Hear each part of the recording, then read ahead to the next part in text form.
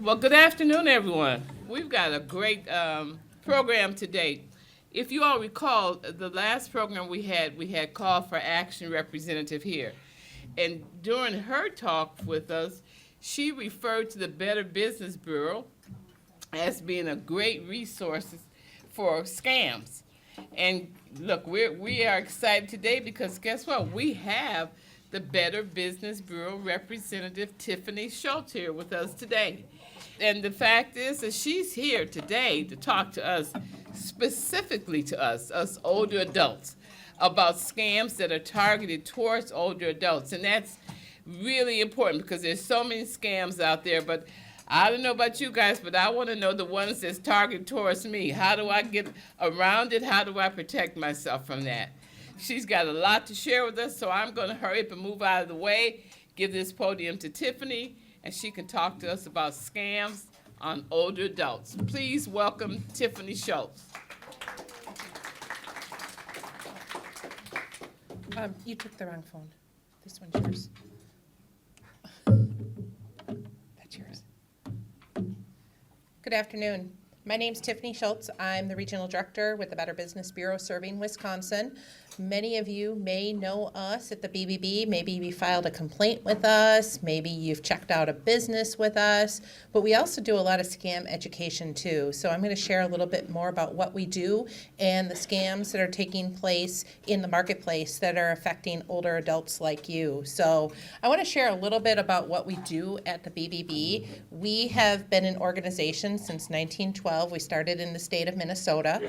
And the BBB serving Wisconsin started in 1939. There are 81 BBBs throughout the United States and Canada.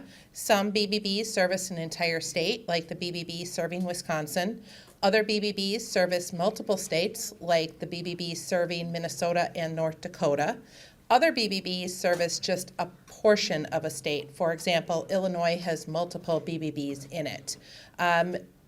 It's not important to know which BBB you go to. You are located in the state of Wisconsin. We do different things, which is why there are multiple BBBs. So we service the entire state. So as a consumer in the state of Wisconsin, BBB Wisconsin is your BBB. Our core services include business and charity reviews. So our mission is to advance marketplace trust. We want you to do your homework before you do business with a company, not after the fact.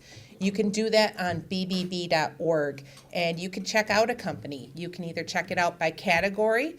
If you're looking to do business, for example, with a roofing contractor, you can type in roofing contractor in the name of your city. You can also look up a business by name, and you can find out what type of information we have on the company.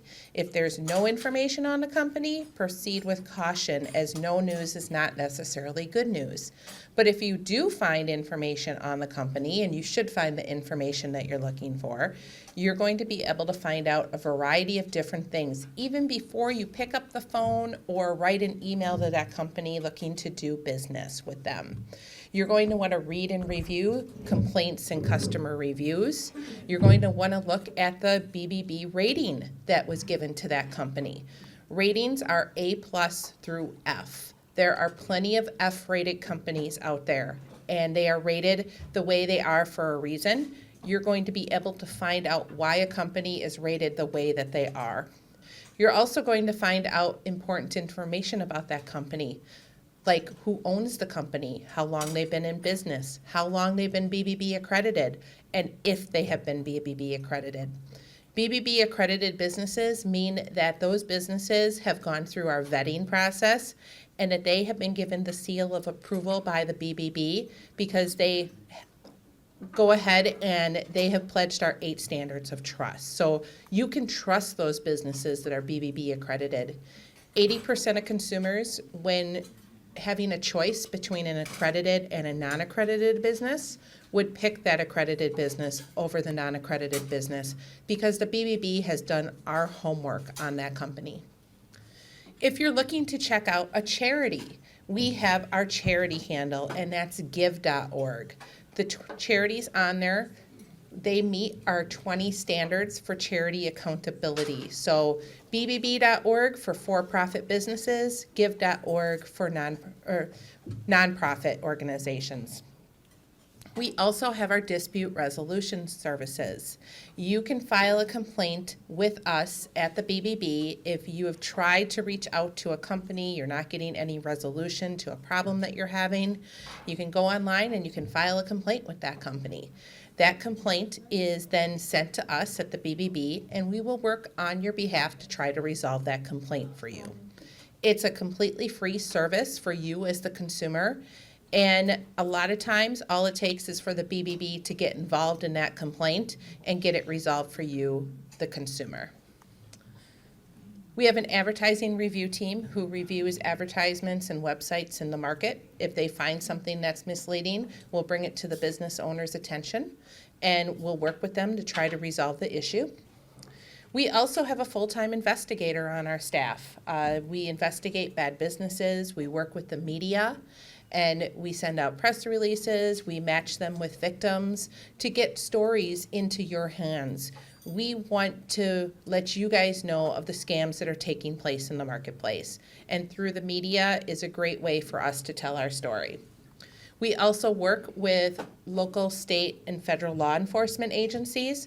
We're all working together to keep the scammers out of the marketplace and keep consumers like you knowledgeable about the scams that are going on. We do consumer outreach and speaking engagements, so if you're part of another organization you'd like us to come and speak, feel free to reach out to us on our website. We're always happy to come and talk to your group. We create standards for good ethical businesses. Like I had mentioned, our accredited businesses pledge our 8 standards of trust. And everything that we're doing is wrapped into a nice gift, and it's advancing marketplace trust. Scammers target older adults for several reasons. 1 in 5 older adults have been victims of fraud. That's about 20% of you. Scammers see that an older adult is, they have more assets, more disposable income to share. Maybe or maybe not. That may or may not be true. They have excellent credit. They're polite, well-mannered, trusting. You're not going to hang up on somebody who calls you. You're going to answer your phone, right? You're less likely to report it. Maybe you live in isolation, or you depend on somebody else, or you're fearful. Scammers like to use fear in their tactics when they reach out to a victim. Maybe there's loss of physical or mental acuity. Maybe you don't know how to report it or move forward with it. These are all perceived assumptions from a scammer, not necessarily the truth. But every single one of us is vulnerable.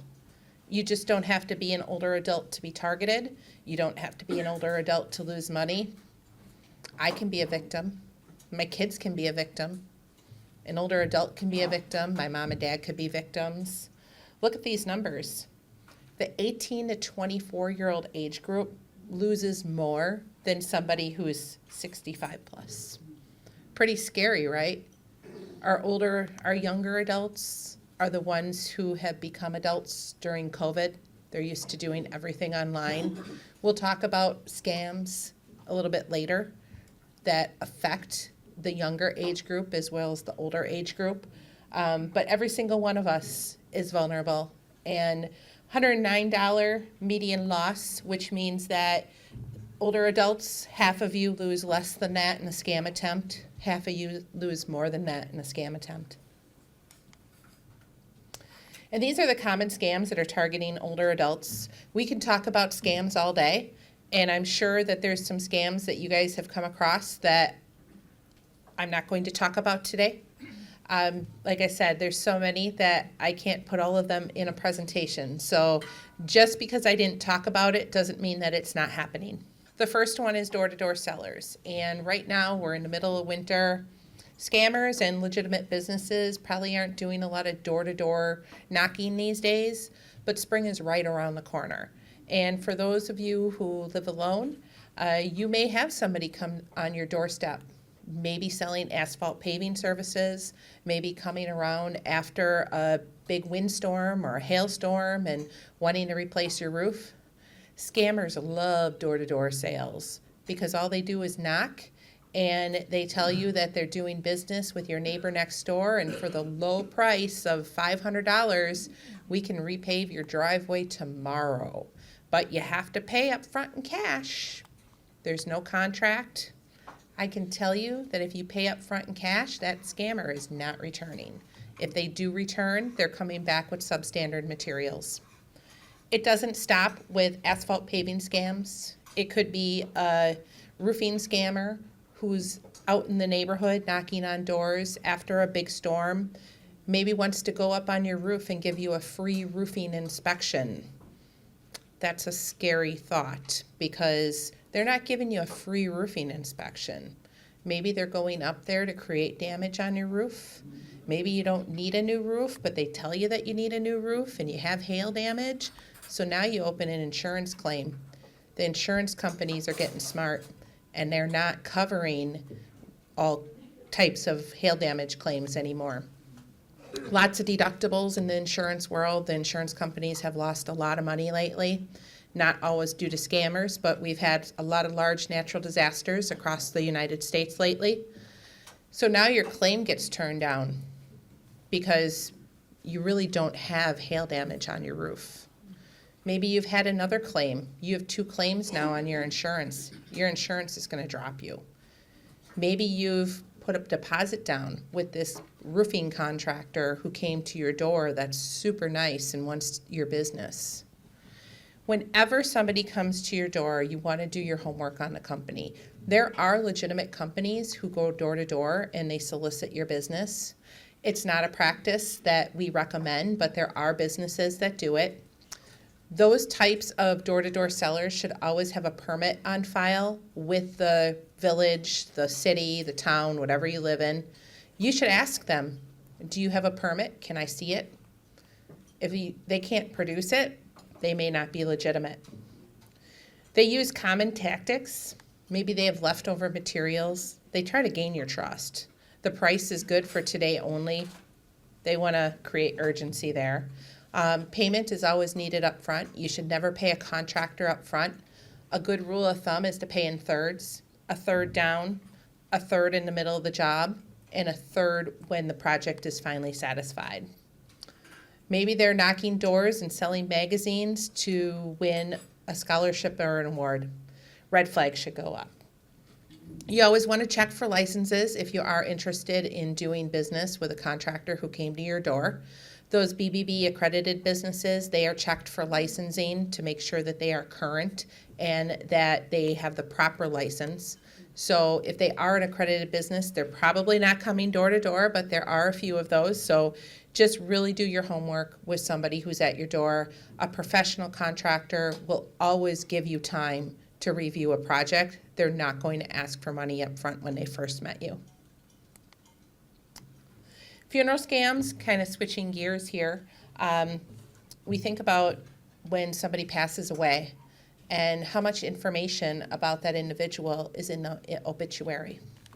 We know their name, their age, their maiden name, who they were married to, their children, where they worked, their hobbies. We have a lot of information in obituaries, right? Scammers know that, and they get that information and they try to match it up with other information that they may have and scam you later. So in an obituary, if you're writing one for a loved one, be really careful about the information that is included in an obituary because a scammer will reach out sometimes after the person passes and they'll reach out to the widower.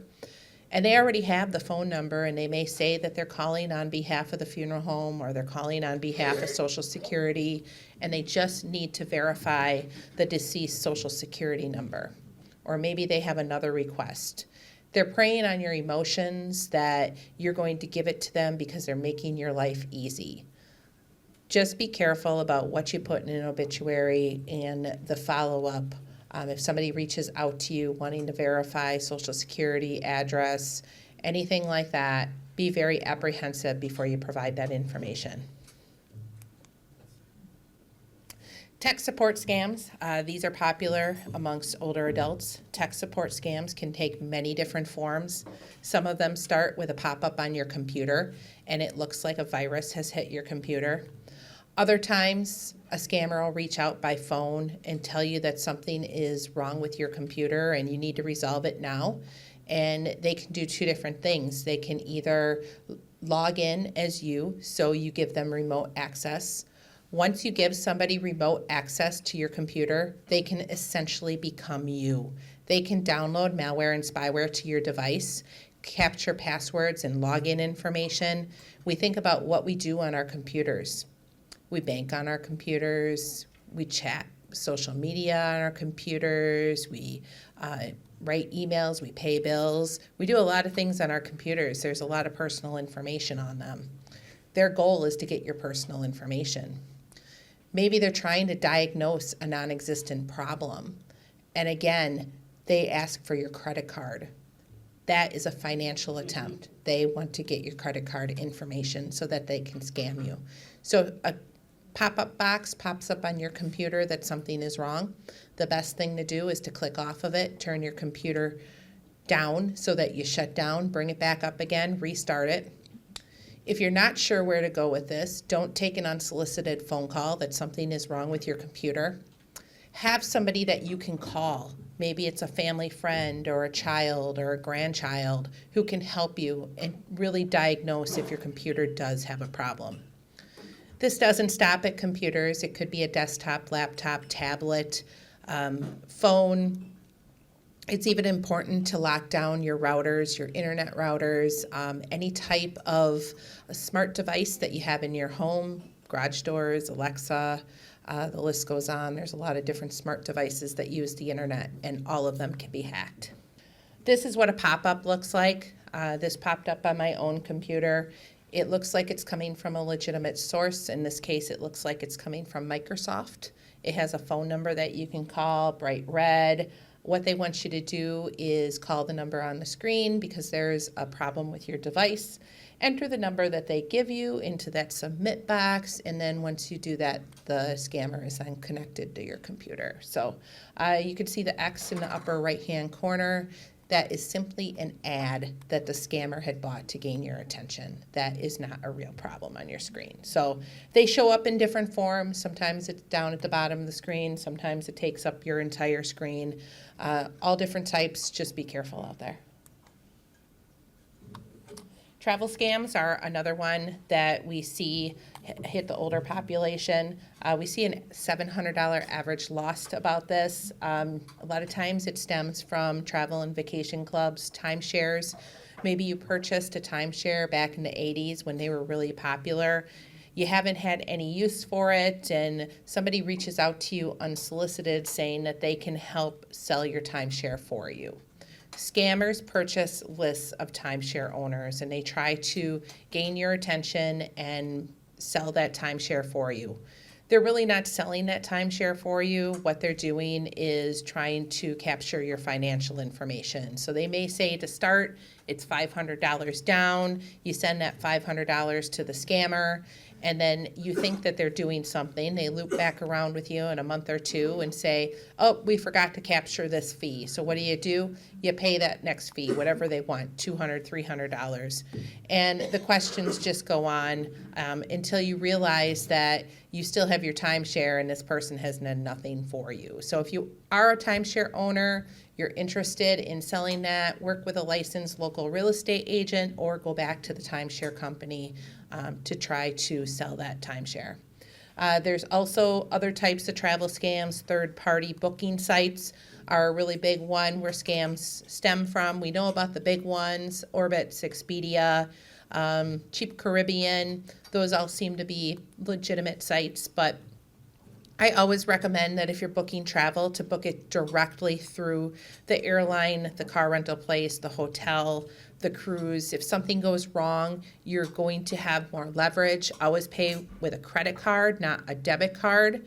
It's also really important that you check out a third-party site. If you are interested in booking through that third-party site, you want to know that you're working with a legitimate website. Going to a travel agent somebody local that you know, that's also a good way to book travel. Online purchase scams, these are really my favorite thing to talk about, and the online travel kind of is a nice lead into this one. This is the third riskiest scam overall, and when consumers shop online, they have an 82% chance of losing money, $71 median loss. So again, half of consumers are losing more than that, half are losing less than that. When you're shopping online, you want to make sure that you are shopping legitimate websites. And you tell me, well, how do I know if it's a legitimate website? You really need to do your homework. Stay with websites that you know and trust. When I say that, scammers also like to go ahead and copy websites that you know and trust. Apple is one of them. There is a site out there that is a direct replica of the Apple site, except it does not include any phone numbers. So, and it's support.apple.com versus apple.com. So it's really concerning to the consumer. But when you are looking at purchasing, so let's say that you want to buy a t-shirt, you see it on your social media feed and it's really cool and you link to this website. You want to look for complete contact information on that website, meaning a company address, a phone number. Google that address. Does it go to a real place of business or does it go to an empty field or a UPS store? You also want to call the phone number. Does it go to a real person or does it go to a busy signal? Look for a lock and the site starting with HTTPS in the address bar. That means that that site is secure. And if you see any spelling or grammatical errors on a site, it could be a fake site. Professional companies will always have their websites free and clear of errors. It's also important to look for the privacy policy. Read what the privacy policy says. What are they doing with your personal information? Are you comfortable with what they're doing with it? And always pay with a credit card, not a debit card. That credit card is going to give you additional protections that other forms of payment may not. Here's an example of a fake website. Lots of red flags here. Across the top, home, mega sale, shoes, accessories, women jacket. It should be women's jackets. No punctuation on the site, the wrong form of here, lack of a phone number. The address doesn't exist if you Google it. So lots of red flags on that website. A woman we had worked with her and she had ordered an artsy coat from it. And when it arrived, the product did arrive, but it was the size to fit a doll. So just be really careful with who you're ordering from. The consumer could have shipped it back, but the cost to ship it back was more than the cost to keep it. So other times you won't get the item, and when you go back to contact the company, the website is gone. So be really careful with who you're buying from. This is another double check that you can use. It's called the Whois database, godaddy.com/whois.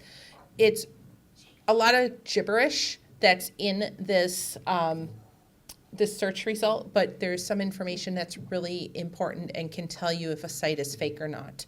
The important piece that you want to look for is when that website was updated and created. If you're on a website, you plug it into godaddy.com/whois and you see that that website was created yesterday, it's probably a fake. There's also an opportunity at the very bottom on some of these search results, and it'll tell you where the website is registered. If it's not registered in the United States, you probably don't want to buy from it. And then telemarketing scams. Who hasn't received a robocall? Don't we just love those things? There were 55 billion calls made in 2023 to consumer phones like yours. So, and it's across the board, the IRS, debt collection, charitable organizations, travel scams, banks. Anybody receive a phone call from Jessica lately? There's a scam with Jessica going on, so it's a debt collection scam. Not only were 55 billion calls made, but scammers sent 156 billion spam texts to phones in 2023. So this information will get updated to a 2024 information probably within the next month or so. And these scam texts are all over the place. Political scam texts are not considered spam texts. But they come from what looks like it's coming from the USPS, that your package has been misdelivered or needs an update.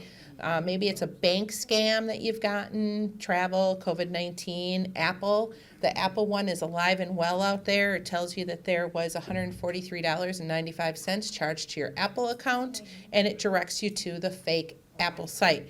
There's also a toll collection scam out there. There's parking ticket scams out there, and they're all sent through spam texts.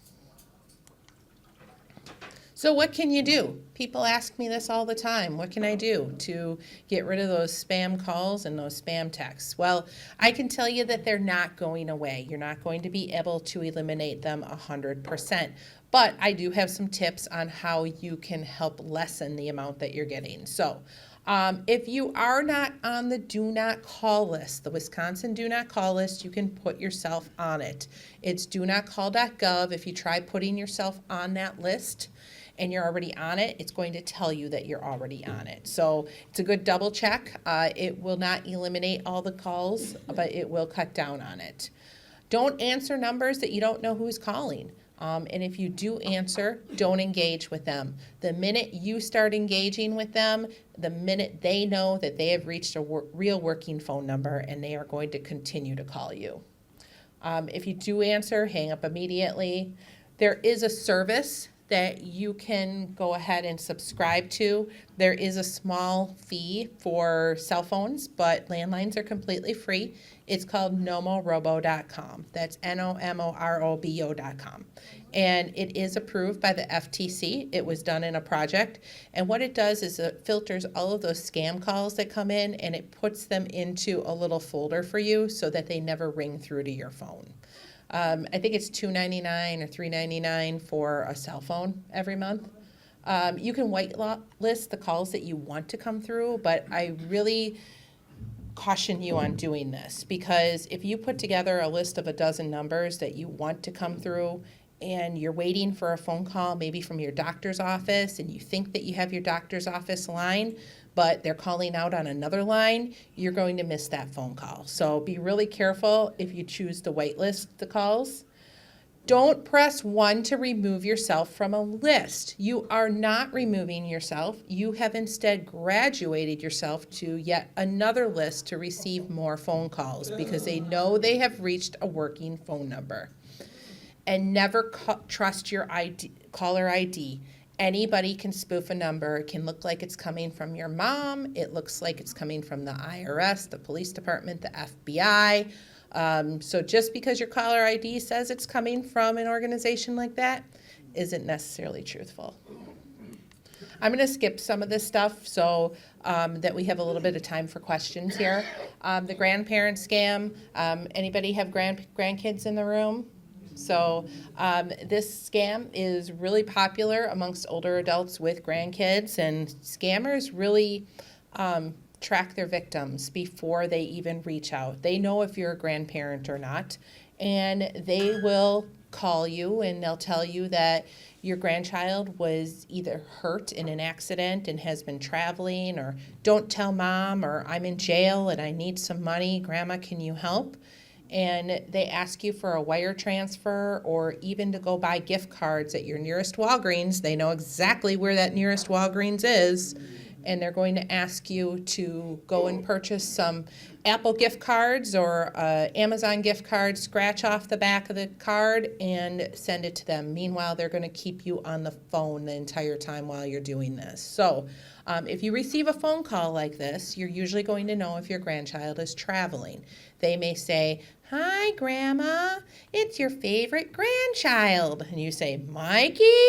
Well, you've just given the scammer your grandchild's name too. So that's just one of the tactics they use. Not necessarily they would use it on you, but those are some things that we hear. So calm down. Even if the person on the other line seems like they're in a crisis, calm down. Is your grandchild traveling? Let's reach out to their parent, reach out to them directly.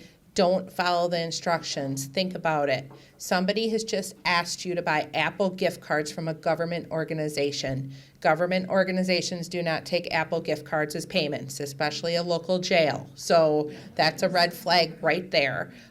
Usually a government organization will not take a wire transfer either. So be really careful about that. If it's late at night, banks aren't open. Are you going to go to your nearest Western Union? That should be a red flag. So that scam is alive and well amongst grandparents and grandchildren. So be really careful if you get that call.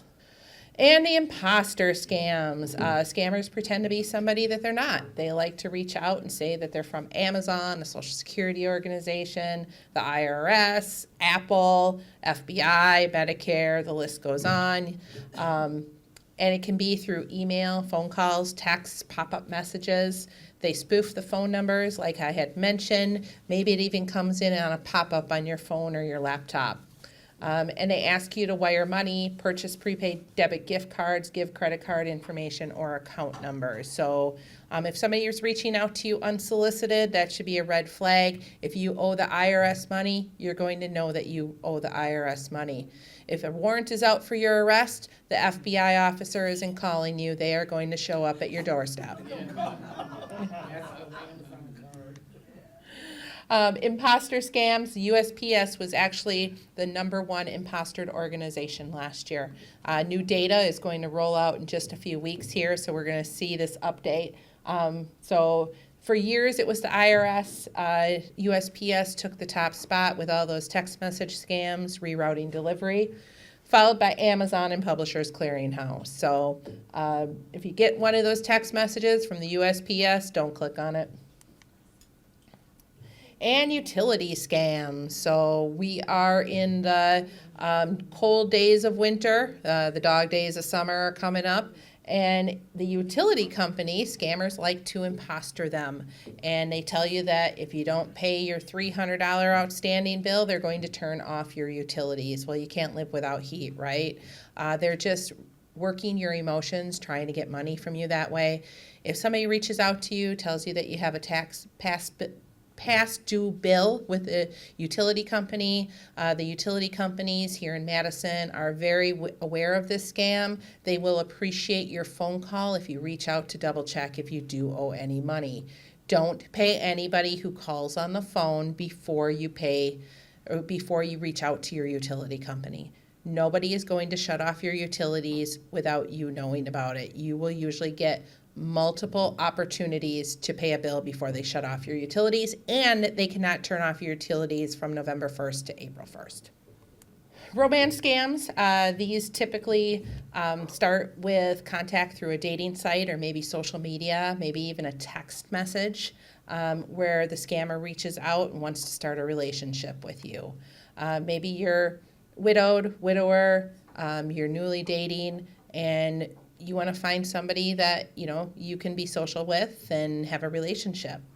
And you meet the perfect person online, or this person, you came across them by chance, and they have a great profile and lots of things in common with you, calls you every day, makes you feel good. You guys are going to get married, right?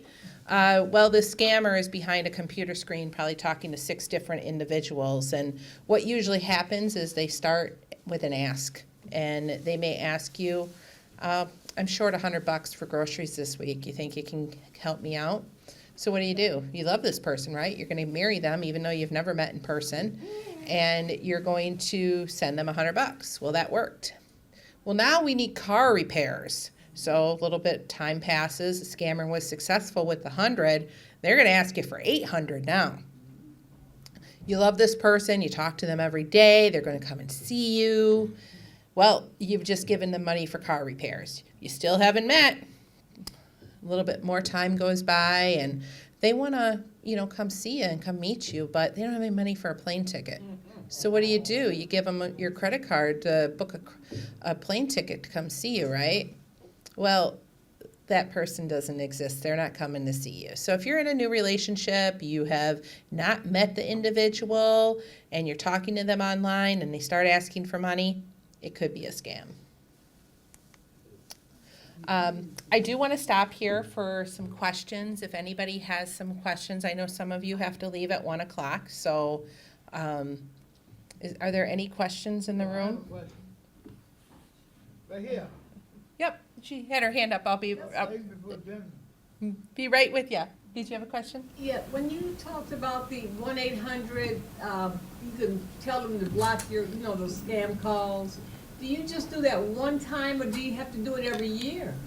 Or Yep. how long does it? The question was about the do not gov, putting your name on the list, the number on the list. Once you put your number on the do not call list, whether you call or whether you do it through the website, the number should be there for infinity. If you're not sure if you've put your number on the list, you can go through the steps on the website or call, and they will tell you if your number is on the list. So it's a good double check. I think the list started somewhere in 2010. So if you don't remember, I didn't remember, and it'll tell you the date that you put your number on. So did you have a question, sir? Good. How did they get the number? How do they get your number? Yeah. Okay, the question is, how does a scammer get your numbers? They do a lot of phishing. They buy lists. Well, the post office. They get numbers. Post office. Give you your address. They get numbers from They get buying them numbers, from the they dark get web. numbers, and whether U.S. Post Office send you a letter from such and such a people, and they don't even know your address. How did the post office get your address when you ain't never been here? There's a lot of information that can be sourced online too, in addition to buying lists, buying it from dark webs, phishing attempts, data breaches.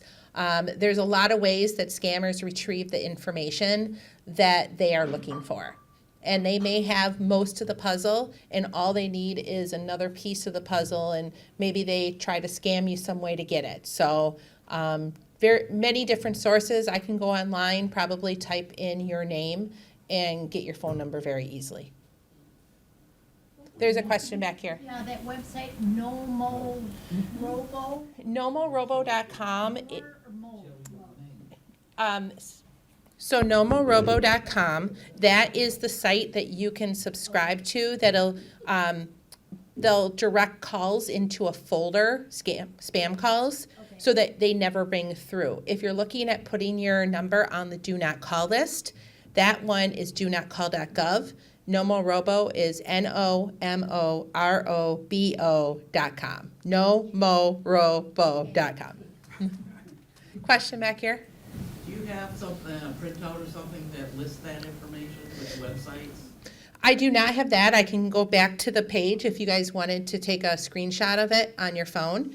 I do have a list of all of the highlights, all of the scam highlights from the last year. Question? The Better Business Bureau said that if they can't resolve the problem between the parties, that they have no more authority, they can't do anything else to help you. As a government agency, you would think that they would have some other, power. So the BBB is a nonprofit, non-governmental organization. We provide the complaint service free for consumers. So some business owners just won't resolve it. And in that case, if we can't resolve it for you, there is an opportunity to take legal action. If that's something that you wanted to move forward with, and depending on the amount of money, it might make the most sense. But if we can't resolve it, that is usually the end of the line with us. Unless if it is a scam and it's on a higher level, we can sometimes work with our contacts and our authorities to take that case on. But if it's just a dispute between a business and a consumer, usually it ends with us, but you're welcome to take it to legal action. Thank you. You're welcome. There was a question back there. The BBB. The BBB is a nonprofit, non-governmental organization. Here in the state of Wisconsin, we have a president and CEO, and then a staff of 30 people. So every BBB has its own president and CEO. I know, but how do you get who funds you? Yep, that's a really good question. That's usually not asked during presentations like this, but I actually will share that with you because it's a really important piece of the puzzle. Most of our funds from operations to be able to provide all the free consumer services to the consumers in the state of Wisconsin come from those business owners who support us through the BBB accreditation program. So we have a little bit of ancillary income from other sources, but we don't receive any federal funds. So they fully support us, similar to a chamber. A chamber is almost fully supported by the members who support them. Question back there? Yeah, you mentioned obituaries before. Well, what would you suggest that people do put in obituaries? Because everything you said, that's kind of common in obituaries. The question was, what type of information could you put in obituaries? You know, you're more than welcome to put anything in an obituary that you feel comfortable with. I'm just sharing with you what could happen if there's more information in there. You may want to be very brief in the obituary and not share that person's entire history. You know, something as simple as, you know, so-and-so has passed, you know, family service, and you could work with your funeral home on, you know, suggestions for that, but there's a lot of personal information that is added into obituaries that could scam you down the road. Something to think about. Any other questions? Question right here. Not all, if I understand correctly, not all businesses join the BB. No. What is it Yep, called? the BBB. The question was not all businesses join the BBB. So that is accurate. The BBB accreditation program is based on if you are eligible for BBB accreditation. Not all business owners are eligible for some reason or the other. Maybe they have felonies. Maybe they haven't been in business long enough. Maybe they don't want to be part of the BBB. If they're not headquartered here in the state of Wisconsin, they cannot be accredited through the Wisconsin BBB. They have to be accredited through their local BBB. Maybe the business owner isn't familiar with BBB accreditation. So there's a lot of reasons why a company may not be accredited. Either they can't, they don't want to, they're uninformed. As a consumer, if you're using an unaccredited business, it's your responsibility to do your own homework on that company. I can't tell you if a non-accredited business is a good business to use. I can only tell you that those businesses who have pledged our 8 standards of trust through our accreditation program are businesses that have been given the seal of approval by the BBB.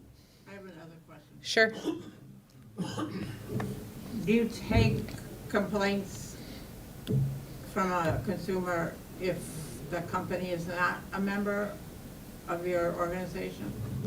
The question was, will you take complaints against a company that are not part of our BBB accreditation program? And the answer is yes. There are 15,000 complaints that are handled on an annual basis by BBB Serving Wisconsin alone. So some of those businesses, once they get a complaint against them, they will choose to be accredited. Other businesses, you know, they are not accredited and they just, you know, handle the complaint process. Other times a business gets a complaint on them and doesn't even care to answer the consumer, and that's when their rating gets affected. So it's really important to do their homework, and it's okay to, as a consumer, to ask the business, why aren't you BBB accredited? It's okay to ask that question. You're doing your homework as a consumer. Does the Question. business have to pay to be accredited? The question was, does the business need to pay to be accredited? Similar to a chamber, it is a membership fee. So all of our funds from operations come from BBB accreditation. We can't do what we do without the businesses supporting us through the accreditation program. Question? Do major corporations, like, I don't know, department store, Macy's, for example, do they join? The question was, do major companies join the BBB? The answer is yes, absolutely. Here in the Madison area, Dave Jones They're a BBB accredited business. I mean, not a major company, but a big player in the Madison area. We Energies in Milwaukee, they service a good portion of the state. They are BBB accredited. I am just kind of throwing some of them that have kind of come to mind off my head. But we do have a list of our corporate community partners on our website, large companies, Kohl's Department Store, Ashley Furniture, Slumberland, large corporations here in the state of Wisconsin who are BBB accredited and support us through the BBB accreditation program. So Macy's, for example, is not accredited here, or they're not headquartered here in Wisconsin, so I can't tell you what their accreditation status is, but it would go through the BBB where they're headquartered. Oh, so I think they're, well, I don't know where they are now. They were out of New York. So if you had a complaint against them, I don't have a complaint against them, but if I did, then I'd have to call. Nope, you don't have to worry about anything. If you have a complaint against a business that's not headquartered here in Wisconsin, you still come to the BBB Serving Wisconsin. So those are the inner workings of the BBB. As a consumer, you shouldn't have to be that confused about where it goes. BBB Serving Wisconsin is where you want to come if you have a complaint against any business. Question? That actually answered my question, because you said that across the country, there's just several. Even in Illinois, you said there were 3. Yep. I'll give you a quick example. If you are a consumer and you have a complaint against Amazon, Amazon is headquartered in Seattle, your complaint is going to be routed to Seattle because they have the relationship with Amazon. So that's an easy example. We all know that Amazon is headquartered out there, but your complaint would still start at BBB Serving Wisconsin, and you would be working with BBB Serving Wisconsin employees. Any other questions? I've always thought that every business that open have to be registered with BBB. That's not true.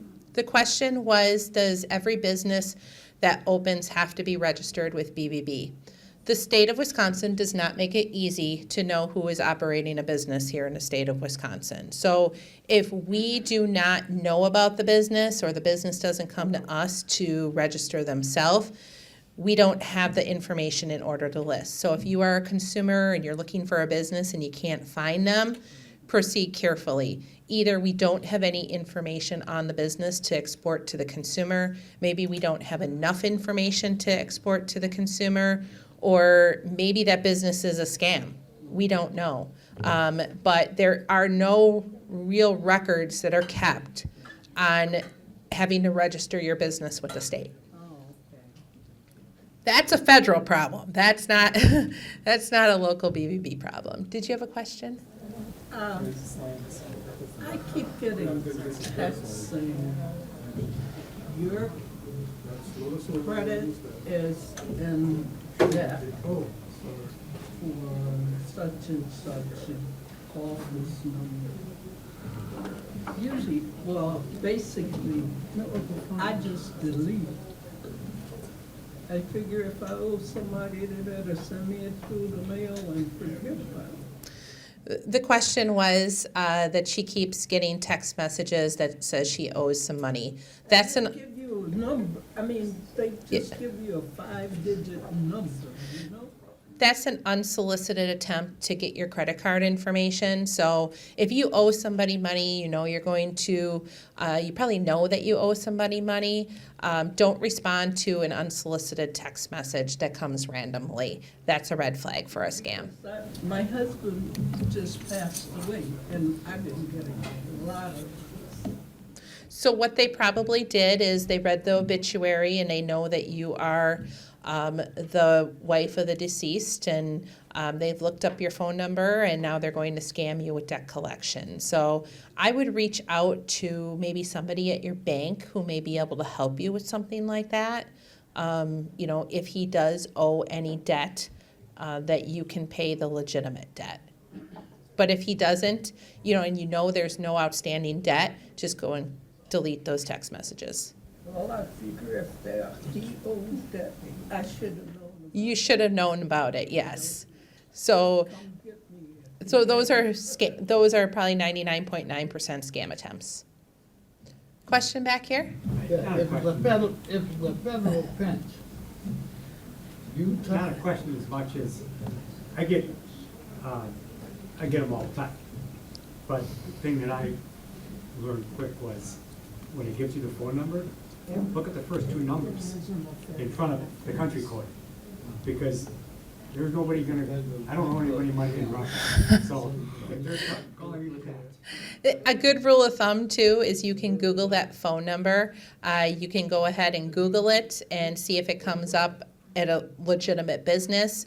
You can also use our scam tracker tool, bbb.org/scam tracker. Plug that phone number into scam tracker and see if somebody else reported a scam similar to that using that same phone number.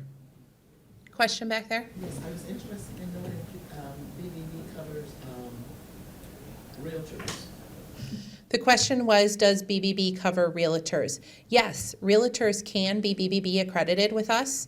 We don't have a lot of them. Some of them operate their own businesses. Some of them work for a broker. It just really depends. But there are a handful of realtors that are BBB accredited. And if you're interested in working one of those in our trustworthy community, you can find one on bbb.org. It's also a good question to ask your realtor, would you consider being BBB accredited? And do you have any information on this is related to real estate, NAR, and it has to do with the commission that the realtors charge, both the buyer and the seller. The question was, do I have any information on the NAR regarding the commissions that the real estate charges to the buyer and the seller? I would reach out to the Real Estate Association for that. I don't have any information on that, and I'm not knowledgeable on that subject, but I'm sure those individuals who work for the association could assist with that. Any other questions? We got just a few minutes left. You're not knowledgeable on anything, you know it all. There's a few things that we don't get involved in. We don't get involved in tenant rights. If you do have any tenant-landlord rights questions or complaints, that will go directly to the state of Wisconsin.